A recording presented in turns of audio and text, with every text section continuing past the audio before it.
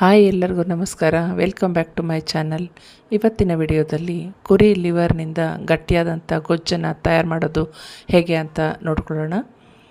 ಇದು ರುಚಿಯಾಗೂ ಇರುತ್ತೆ, ಹಾಗೆ ರಕ್ತಹೀನತೆ ಇರೋರಿಗೆ ರಕ್ತದ ಪ್ರಮಾಣನ ಹೆಚ್ಚಿಸ್ಕೊಳ್ಳೋಕ್ಕೂ ಕೂಡ ಆಗುತ್ತೆ. ಮಕ್ಕಳಿಗೂ ದೊಡ್ಡವ್ರಿಗೂ ಒಳ್ಳೆ ಶಕ್ತಿಯನ್ನು ಕೊಡೋ ಅಂಥ ಆಹಾರ. ಮೊದಲಿಗೆ ಇದನ್ನು ಉಪ್ಪು ಮತ್ತು ಅರಿಶಿಣವನ್ನು ಸೇರಿಸಿ ಸ್ವಚ್ಛ ಮಾಡಿ ಇಟ್ಕೊಳ್ತೀನಿ. ನಾನು ಈ ಸ್ಟೆಪ್ಪು ಬಹಳನೇ ಇಂಪಾರ್ಟೆಂಟು. ಅರಿಶಿಣವನ್ನು ಸೇರಿಸಲೇಬೇಕು, ಅದು ಸ್ವಲ್ಪ ಸ್ಮೆಲ್ ಇರುತ್ತಲ್ವ ಅದಕ್ಕೆ. ಈಗ ಇದನ್ನು ತೊಳೆದು ಇಟ್ಕೊಂಡಿದ್ದು ಆದಮೇಲೆ ಏನೆಲ್ಲ ಮಸಾಲೆ ಬೇಕು ಅಂತ ನೋಡೋಣ ಬನ್ನಿ. ಒಂದು ಬಾಣಲೆಯನ್ನು ಇಟ್ಕೊಂಡು ಸ್ವಲ್ಪ ಎಣ್ಣೆಯನ್ನು ಹಾಕ್ಕೊಳ್ಳೋಣ. ಇದಕ್ಕೆ 2 ದೊಡ್ಡ ಈರುಳ್ಳಿಯನ್ನು ದೊಡ್ಡದಾಗಿ ಕಟ್ ಮಾಡಿ ಹಾಕ್ಕೊಳ್ತಾ ಇದ್ದೀನಿ.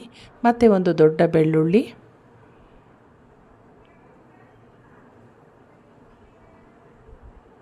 ಮತ್ತು 2 ಹಸಿಮೆಣಸಿನ್ಕಾಯನ್ನು ಕಂಪಲ್ಸರಿಯಾಗಿ ಇದಕ್ಕೆ ಹಾಕ್ಕೋಬೇಕು. 2 ಇಂಚು ಶುಂಠಿಯನ್ನು ಕೂಡ ಬಳಸ್ಕೊಂಡಿದ್ದೀನಿ, ಅಂದರೆ ಅದು ದಪ್ಪ ಕಡಿಮೆ ಇತ್ತು ಅದಕ್ಕೆ. ಮತ್ತು ಒಂದು 1.5 ಇಂಚಿನಷ್ಟು ಚಕ್ಕೆ, ಒಂದು 7-8 ಕಾಳು ಮೆಣಸು, 5-6 ಲವಂಗನ ಇದಕ್ಕೆ ಮಸಾಲೆಗೆ ಸೇರಿಸ್ಕೊಂಡು ಹಾಗೆ ಈರುಳ್ಳಿ ಜೊತೆ ಹುರ್ಕೋತಾ ಇದ್ದೀನಿ.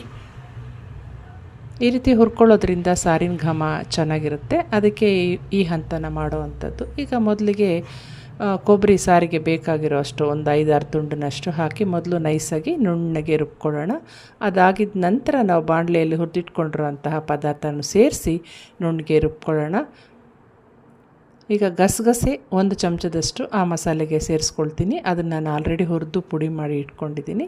ಈಗ ಹುರಿದಿಟ್ಕೊಂಡಿರೋಂಥ ಈರುಳ್ಳಿ ಬೆಳ್ಳುಳ್ಳಿಯನ್ನು ಇದಕ್ಕೆ ಸೇರಿಸಿ ಅದು ಪೂರ್ತಿ ನುಣ್ಣಗಾದ ಮೇಲೆ ತೊಳೆದಿಟ್ಕೊಂಡಿರೋಂಥ ಕೊತ್ತಂಬರಿ ಸೊಪ್ಪನ್ನು ಕೊನೆಗೆ ಹಾಕ್ಕೊಳ್ಳೋಣ.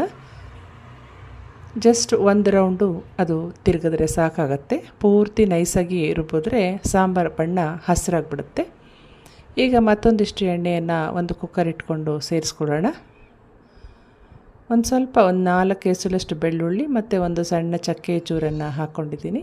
ಮತ್ತು ಕತ್ತರಿಸಿಟ್ಕೊಂಡಿರೋಂಥ ಈರುಳ್ಳಿ ಒಂದು ಸ್ವಲ್ಪ ಅದು ಹಾಕ್ಕೊಂಡಿದ್ದಾದಮೇಲೆ ಈಗ ನಾವು ತಯಾರು ಮಾಡಿ ಇಟ್ಕೊಂಡಿದ್ವಲ್ಲ, ಸ್ವಚ್ಛ ಮಾಡಿ ಆ ಕುರಿ ಲಿವರ್ ಮಾಂಸವನ್ನು ಇದರೊಳಕ್ಕೆ ಹಾಕ್ಕೊಳ್ಳೋಣ. ಅರಿಶಿಣ ಮತ್ತು ಉಪ್ಪು ರುಚಿಗೆ ತಕ್ಕಷ್ಟು ಹಾಕ್ಕೊಂಡು, ಖಾರದ ಪುಡಿ 1 ದೊಡ್ಡ ಚಮಚದಷ್ಟು ಹಾಕ್ಕೊಂಡಿದ್ದೀನಿ.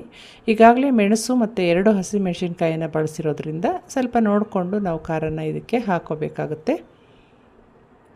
ಈ ರೀತಿ ಇದನ್ನು ಚೆನ್ನಾಗಿ ತಿರ್ಗಿಸ್ಕೊಂಡಿದ್ದು ಹೈ ಫ್ಲೇಮಲ್ಲಿ ಇಟ್ಕೊಂಡು ತಿರುಗಿಸ್ಕೋಬೇಕಾಗತ್ತೆ, ಅದು ಚೆನ್ನಾಗಿ ಬೇಯಬೇಕಲ್ವ ಅದಕ್ಕೆ.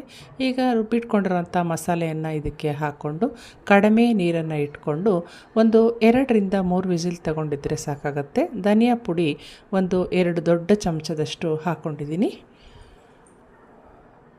ಇದರಲ್ಲೇ ನೀರಿನ ಅಂಶ ಇರೋದರಿಂದ ಇದಕ್ಕೇನು ಹೆಚ್ಚಿಗೆ ನೀರು ಬೇಕಾಗೋದಿಲ್ಲ.